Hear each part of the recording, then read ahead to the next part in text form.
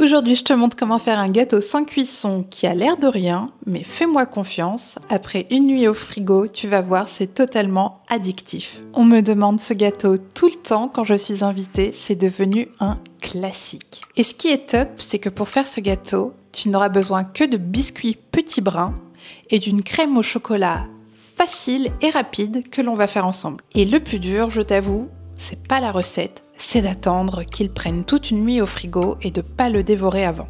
Tu viens ? C'est parti. Pour cette recette, j'ai utilisé 1 litre 250 de lait de soja, mais tu peux bien sûr prendre le lait végétal que tu préfères.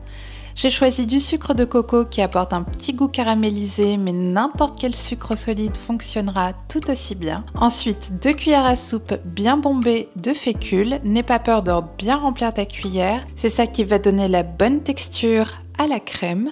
On ajoutera aussi 2 cuillères bien bombées de cacao en poudre non sucré. Ensuite, il te faudra bien sûr les biscuits. Moi, j'ai pris 300 g de petits brins, mais tu peux remplacer par les biscuits nature de ton choix. Et pour finir, un peu de noix de coco râpée pour décorer le dessus. Si tu n'aimes pas la coco, pas de souci, tu peux complètement t'en passer ou remplacer par un autre petit topping gourmand de ton choix. Avec ces quantités, tu obtiens un grand plat de 25 cm par 35 cm, soit à peu près 9 grosses parts bien généreuses. Donc franchement, n'hésite pas à diminuer les doses par 2 si tu préfères tester en faisant une petite quantité pour une première fois. On commence par mélanger le sucre, la fécule bien tamisée et le cacao en poudre dans un saladier.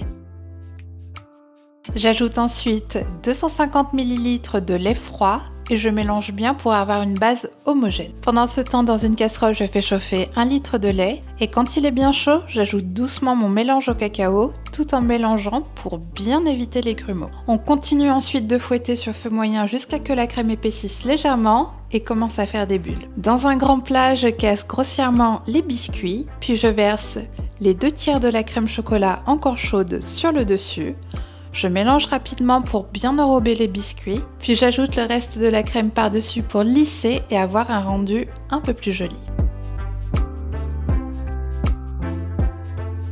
À ce stade, je laisse le plat refroidir une petite heure à température ambiante.